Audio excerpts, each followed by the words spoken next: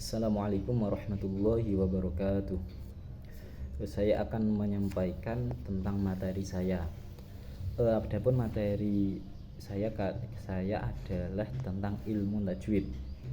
Adapun tujuan pembelajaran, para murid, para santri dapat membaca Al-Quran dengan baik dan benar dan sesuai dengan kaidah-kaidah ilmu tajwid.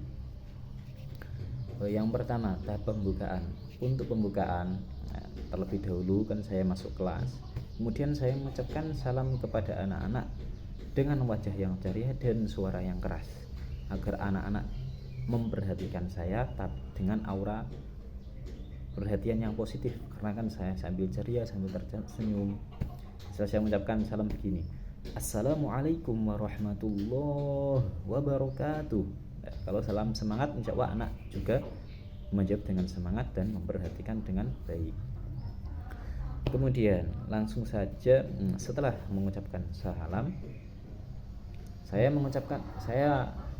menanyakan kabar kepada anak-anak, ya untuk menyapa dulu lah, biar ada selingannya sedikit gitu, biar tidak langsung tegang. Apa kabar anak-anak? Mungkin anak juga menjawab, Alhamdulillah baik Pak Guru gitu. Terus setelah itu langsung ke tahap berdoa. Sebelum berdoa, membaca Al-Fatihah dulu bersama-sama, tawasulan kepada para guru-guru, para masyayikh kita, para mu'alif kita, agar ilmu yang kita pelajari dengan anak-anak itu senantiasa barokah. Setelah membaca Al-Fatihah, kemudian membaca doa bersama-sama. Karena sasarannya saya adalah anak TPQ, maka doanya itu membaca kalamun qadimul la yumallu sama'uhu dan seterusnya. Setelah itu langsung lanjut ke tahap pembelajaran inti. Pada tahap ini adalah ilmu tajwid.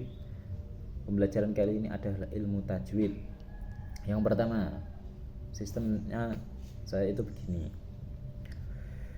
Membaca tajwid dari awal halaman sampai terakhir halaman, yaitu membaca dari hukum nun sukun atau tanwin sampai hukum mat, yang dalam buku itu kira-kira ada 30 bacaan.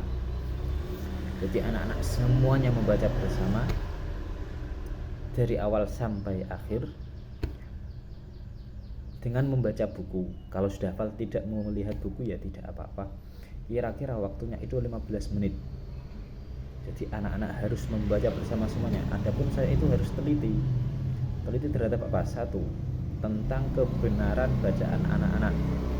Entah teliti waspada dari bacaan anak-anak yang kurang pendek atau kurang panjang atau kurang dengung dan sebagainya. Yang kedua, harus teliti terhadap anak-anak itu benar-benar membaca ataukah ada yang ngalamun atau ada yang ngantuk. Saya harus waspada dari itu semua. Agar apa? Agar manfaat dari membaca bersama-sama ini benar-benar efektif, yaitu anak-anak bisa hafal dengan sendirinya atau dengan setengah hafal. Karena kan setiap hari sistemnya begitu, membaca bersama-sama semua. Ya. Terus lanjut ke tahap kedua. Ketika membaca bersama-sama itu tahap awal, yang ini tahap kedua. Tahap awal itu kira-kira waktunya 15 menit ya. Tahap kedua yaitu membaca tajwid satu-satu urut dengan sistem pertanyaan. Dalam buku tajwid itu kan yang pertama bacaan idgham bi gunnah, yang kedua idgham bila gunnah, ketiga iqlab. Jadi misal ini hari pertama yaitu bacaan idgham bi gunnah. Setelah membaca bersama-sama tadi ya, saya membacakan dulu materi pertama, menerangkan dulu lah biar anak-anak paham. Idgham bi gunnah, misal pertama idgham bi gunnah. Idgham bi gunnah yaitu setiap nun sukun atau tanwin bertemu ya, waw, mim, nun. Contoh bertemu ya, lima yaro. Contoh bertemu wawu. Contoh bertemu wawu, miwaro ihim dan seterusnya. Setelah saya membaca itu, saya tentunya membacanya berulang-ulang. Kemudian setelah saya membaca berulang-ulang, anak saya suruh menirukan bersama-sama. Kalau sudah dari mereka sudah bisa menirukan secara bersama-sama, insya Allah berarti anak itu sudah hafal walaupun secara bersama. Kemudian saya menanyanya satu-satu. Misal di kelas ada 10 anak, saya menanya satu-satu, ya berarti 10 pertanyaan, karena kan satu orang pertanyaan, ganti.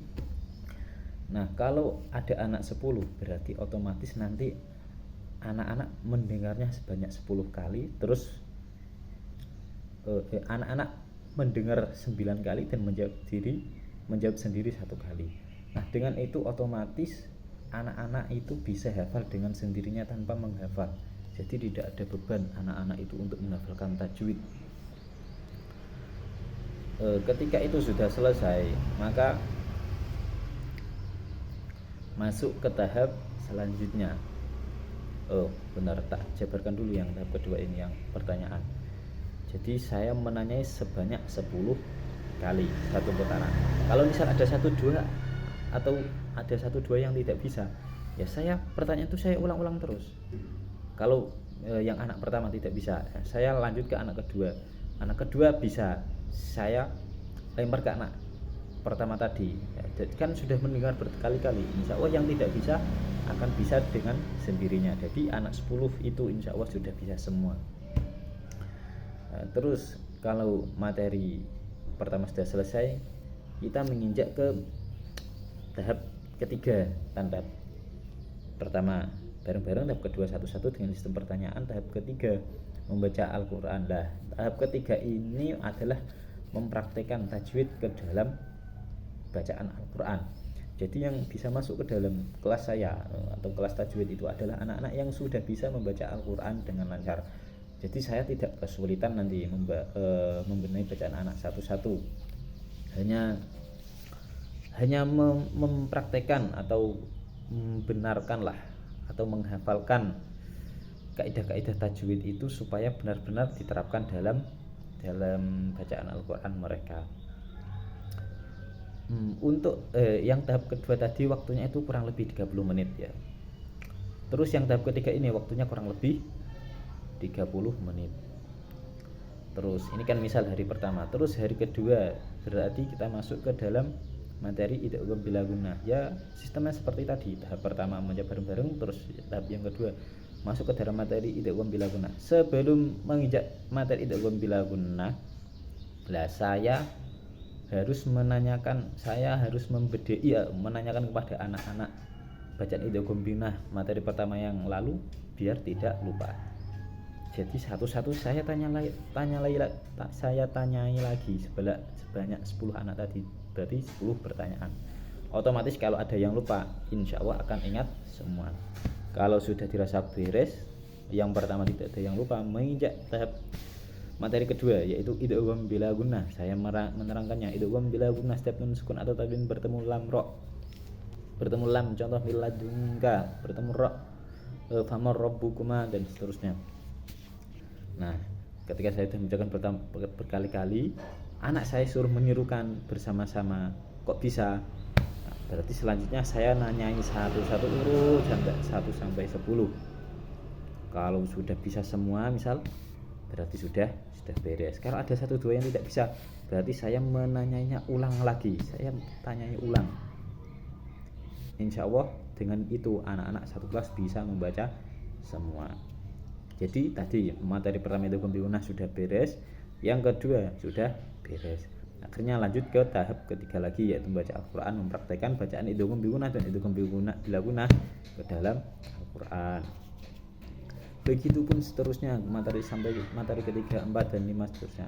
Tapi misal sudah lebih dari 3 materi, misal 10 atau 15 atau berapalah. Misal ya sampai 15 materi.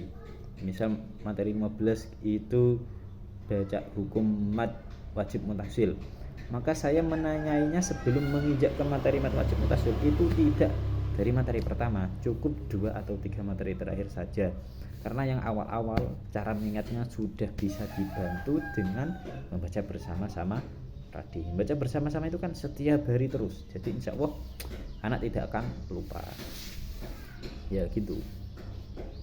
Jadi alokasi waktunya tahap pertama tadi yang membaca bersama-sama itu 15 menit, tahap kedua yang menghafal tanpa menghafal yaitu dengan sistem pertanyaan tadi satu-satu itu 30 menit, kemudian mempraktekkan Al-Quran itu 30 menit. Jadi waktunya kurang lebih 1 jam 15 menit. Kalau misal masuk sore jam 3:30, kira-kira jam 5 kurang 15 menit itu sudah pembelajarannya sudah selesai.